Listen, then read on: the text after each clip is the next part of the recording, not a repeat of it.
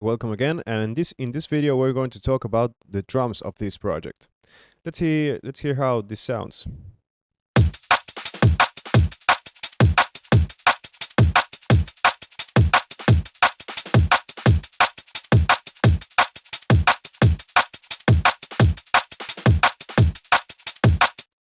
Pretty good to my opinion. So we have these main drums that are some samples that I've dropped in a drum rack.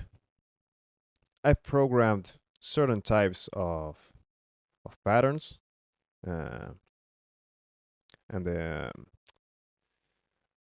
have one pattern for the intro, another pattern for the main drop, the first drop,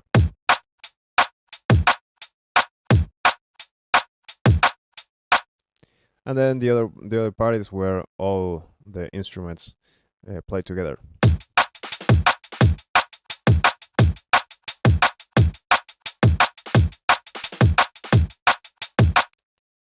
Okay, let's see how they're programmed. You can see this is pretty basic. It's almost like an amen break type of pattern. Also, remember that snare is always playing in the 2 and 4 of the bar. I have intentionally used some silence between the snares. And the other pattern is kind of the same, but with a little bit of hi-hat.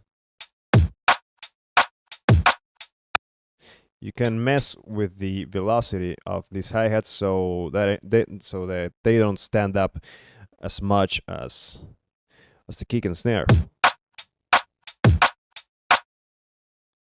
Pretty cool. And now let's check out the other pattern, the final pattern.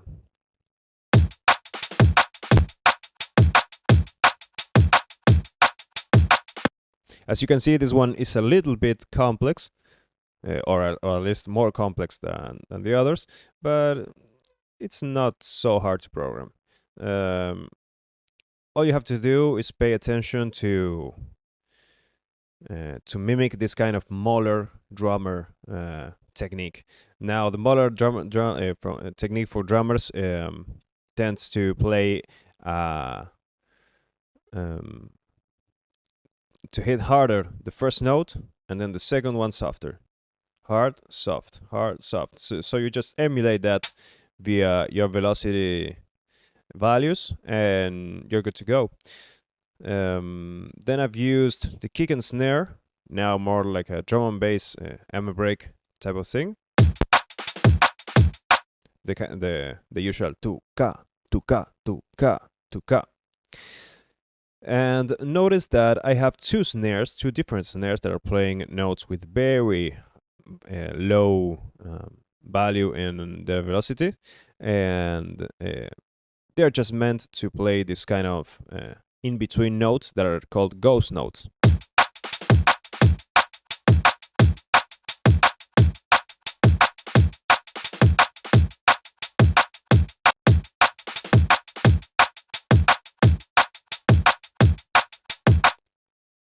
I didn't want my drums to be so full of these ghost notes, so I've put them carefully, just at the beginning of the first bar, in the first bar, and then just a little bit of a little one at the end of it.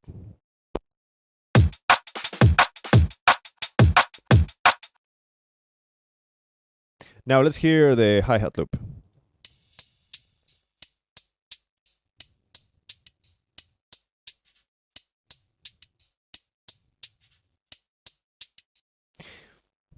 For this hi-hat loop, I've just reduced it by 12 dB, so it matches the volume of the general drums.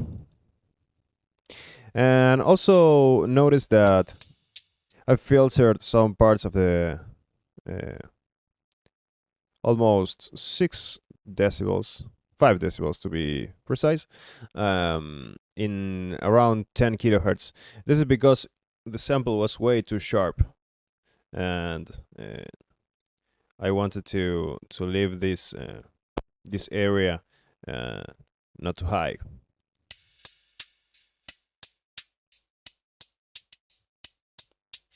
It's just a little attenuation.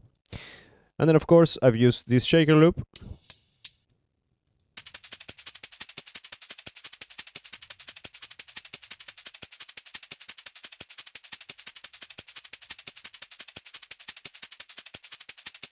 This one is of course for the busiest part of the drum patterns. So let's go back to our drum rack and see. Let's see just a little bit of the EQ that I've made in the main and the secondary drums. Let's start with my kick. So the kick, as you can see, has it has been removed by the lower frequencies, and I've made just a little bit of bump at 150, 200 hertz. This is not to bother my sub-low frequencies, but to get kind of a presence in the mix. Also, notice that this snare is also cut off. I don't want too much low frequencies in my snare. Notice that the main cut is at about 436 hertz, but also we have information up to 200 or so. This one is at least at 12 decibels.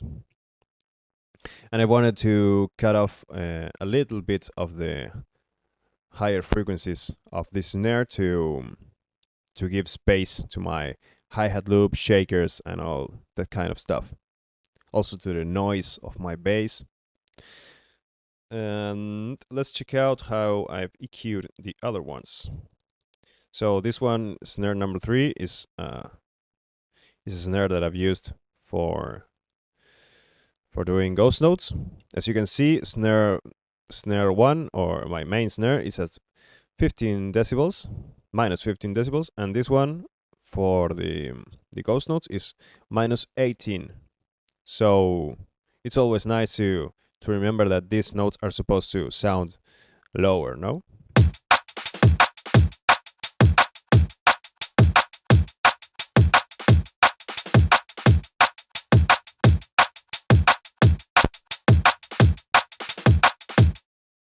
Same deal as before, minus 18, and removing almost all of the low part of the frequency spectrum. So the main group has this kind of process. First of all, let's turn off all so you can hear how this sounds. I've used an overdrive.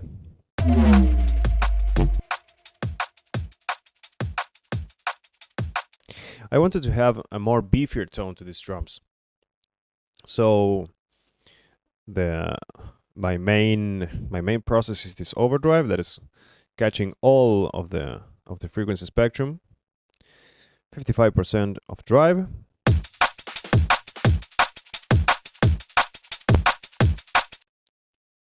Then to add a little bit of the transients that I've lost in this process, I've used this transient shaper that you can get for free.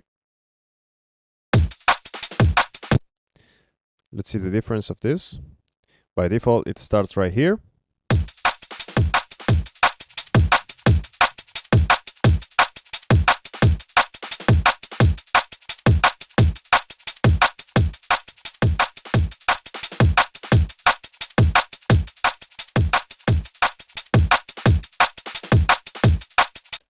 It's just really subtle, but it helps to bring up my main drums and leave them and leave all these kind of percussive higher parts just a little bit down. Okay, now I've used a filter, but this filter is not supposed to be a color process. It's just a plugin that I've used when I want to filter out the drums and then bring them back in. And another part important, that is the EQ8. I've reinforce this idea of not bothering my sub low. I wanted only my sub low to be playing in this area, so I've added this cut. As a final step, I've made this send channel with this compressor. With this compressor, and I've used this preset, drum bus and density aggression. This gives us a little bit of tone to our main drums. So let's hear how this sounds with and without.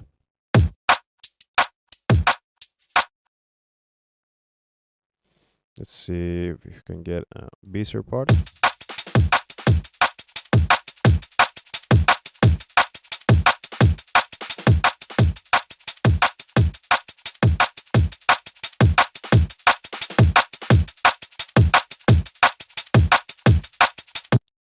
It's just super small difference, but I think that in the main mix, it does help a lot to bring alive to our drums.